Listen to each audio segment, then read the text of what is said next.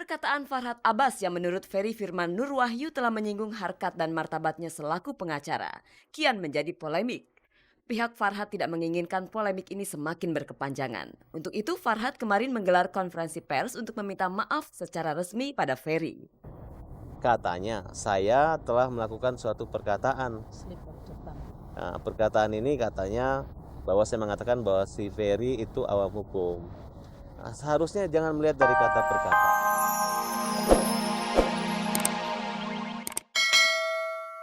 Dari waktunya Mbak Titik, Mbak Utek, dan Yati sendiri bisa dipertemukan. Kalau memang untuk persiapan ulang tahun, saya rasa kita lebih bareng-bareng, karena saya dari production bareng Elsie dan Yanti juga.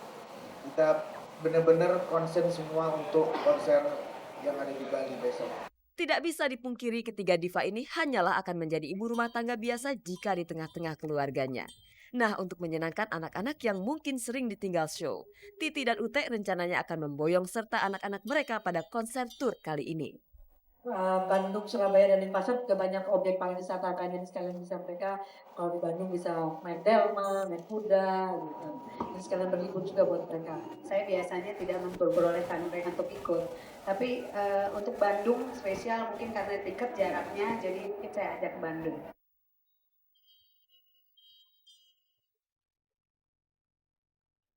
Maksud hati menyenangkan keluarga yang akan ia bina bersama Joki Fernando, apalagi sudah ada Don Aubrey Daisuke. Angan-angan Della Puspita untuk membangun rumah idaman harus tertunda. Masalahnya adalah Della merasa dirugikan oleh pihak pengembang perumahan Bukit Sentul. Padahal Della sudah membayar lunas harga tanah seluas 261 meter persegi, harga 208 juta rupiah. Awalnya aku beli kafling gitu ya di Bukit Sentul tahun 2001-2002. Terus katanya serah terimanya itu 2003 atau paling lambat 2004 awal gitu. Tapi ternyata sampai sekarang kan nggak ada tanda-tanda mau menyerahkan tanah. Sedangkan dan aku nggak pernah dapat informasi kalau ternyata PT Sentul Bukit Sentul itu sekarang dalam keadaan pahit gitu, makanya aduh udah parno aja ya Allah duitku. Jadi waktu aku beli tanah kan seluas 261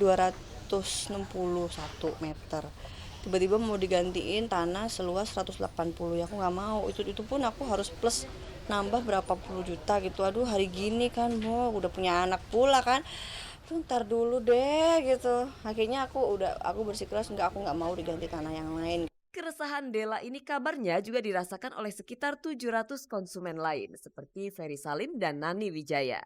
Lantas solusi apakah yang ditawarkan oleh pihak pengembang? Dari pihak Sentul tuh memberikan option damai, tapi tetap dengan syarat konsumen tuh harus membayar 30% dari jumlah uang yang sudah kita keluarkan. Itu kan bukan jumlah sedikit. Bila titik damai tidak kunjung diperoleh, apakah Della Puspita akan mengambil jalur hukum? Sekarang kan dari pihak paguyuban konsumen kan udah menempuh jalur hukum, tapi kalau misalnya masih mentok-mentok juga nanti aku masih belum tahu kelanjutannya seperti apa. Yang pasti aku ngikutin apa baiknya aja buat kita bersama.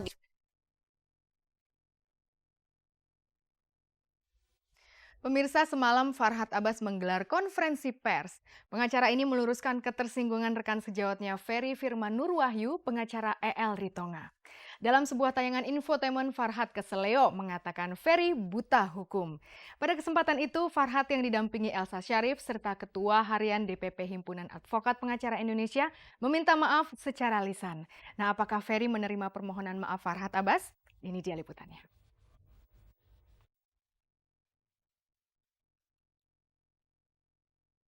Perkataan Farhad Abbas yang menurut Ferry Firman Nur Wahyu telah menyinggung harkat dan martabatnya selaku pengacara, kian menjadi polemik. Pihak Farhad tidak menginginkan polemik ini semakin berkepanjangan. Untuk itu Farhad kemarin menggelar konferensi pers untuk meminta maaf secara resmi pada Ferry. Katanya, saya telah melakukan suatu perkataan. Nah, perkataan ini katanya bahwa saya mengatakan bahwa si Ferry itu awam hukum. Nah, seharusnya jangan melihat dari kata per kata. Dan lihat beberapa infotainment yang menayangkan apa kaitan dan berita alur cerita itu bagaimana. Sebagai sama rekan sejawat lawyer, saya mengatakan bahwa dengan segala kerendahan hati saya, seandainya ada salah, baik sengaja maupun tidak sengaja, walaupun saya belum melihat rekaman tersebut seperti yang Anda janjikan akan mengirim, saya mohon maaf yang sedalam-dalamnya. Adalah logika kita. Jelas-jelas rekan saya yang terhormat Ferry itu adalah seorang advokat. Tentunya bukan awan hukum. Jadi nggak logik. Berarti ini adalah slip of the tongue. Hal begitu terus akan menjadi suatu polemik. Tentunya sangat disayangkan. Saya tidak melihat konferensi pers itu sebagai suatu permohonan maaf yang jelas-jelas dinyatakan kepada saya. Tertanggal 17 Februari lalu, Ferry melayangkan somasi kepada Farhad yang menyatakan bahwa dalam waktu 3 kali 24 jam, Farhad harus meminta maaf secara tertulis yang harus dimuat di 30 media cetak nasional. Sampai batas waktu yang diberikan, Farhad tidak melakukan hal itu. Akhirnya Ferry melaporkan Farhad atas dugaan tindak penghinaan ke Polda Metro Jaya pada tanggal 21 Februari 2006.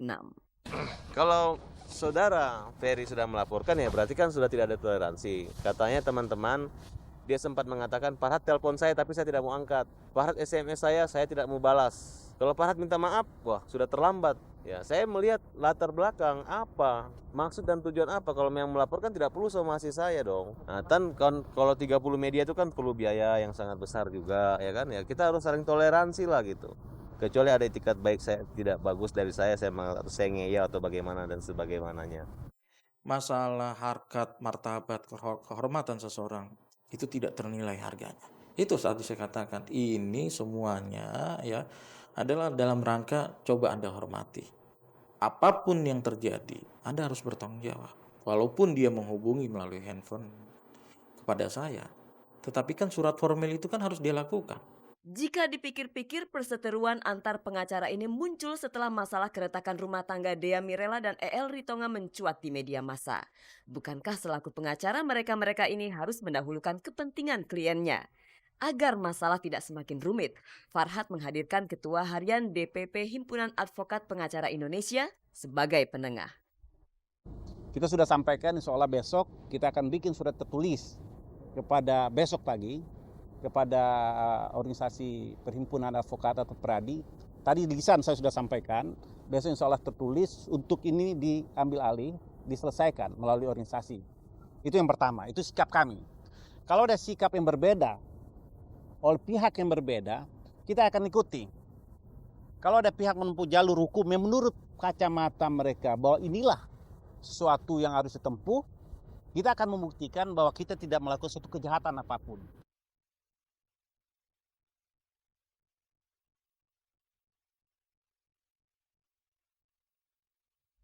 Dari situ. Ibarat kata pepatah, lidahmu bisa menjadi pedang, maka berhati-hatilah dalam berucap.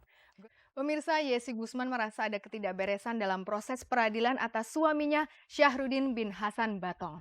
Yesi pernah mengajukan permohonan agar suaminya menjadi tahanan kota. Oknum kejaksaan bersedia mengabulkan permintaannya asalkan Yesi bersedia membayar sejumlah uang yang nilainya di luar logika. Praktis Yesi menolaknya. Ia mencium ada gelagat praktek KKN. Maka Yesi Gusman berniat mengirim surat ke Presiden SBY atas kejadian yang menimpanya. Nah, sejauh manakah perjuangan Yesi Gusman? Pemirsa, inilah Gospot.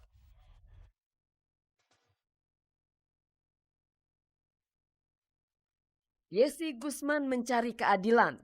Sejak suaminya Syahrudin bin Hasan Batong ditahan pihak Polres Berau, Kalimantan Timur. Akibat terbelit kasus penebangan kayu tanpa izin, Yesi setia mencurahkan perhatiannya untuk suaminya. Ia mengajukan permohonan kepada pihak kejaksaan agar suaminya menjadi tahanan kota. Oknum kejaksaan bersedia mengabulkan asalkan Yesi membayar sejumlah uang. Dari beberapa sumber menyebutkan uang tersebut berjumlah 200 juta rupiah. Bukan hanya pendekatan saya, tapi juga kayaknya yang lain tidak ada arti, kecuali benar-benar kita bisa meyakini jaksa. Tetapi yang terjadi pada saya adalah hal itu dimungkinkan kalau ada atensi, disebutnya atensi ya, sejumlah uang. Saya bertanya, dana ini untuk apa? Pertama katanya untuk jaminan. Sebenarnya kalau jaminan, apakah akan dikembalikan? Oh, bukan seperti itu. Apakah bisa nggak dengan lain seperti sertifikat atau apa gitu ya? Tidak bisa, dan saya tidak ditemukan oleh kajarinya, tidak diketemukan karena belum mematangkan hal ini gitu. Eh, jadi saya tidak tahu apakah ini inisiatif dari JPU itu sendiri atau memang seperti yang berapa kali dikatakan oleh JPU itu bahwa dia hanyalah mengibaratkan dirinya seperti supir.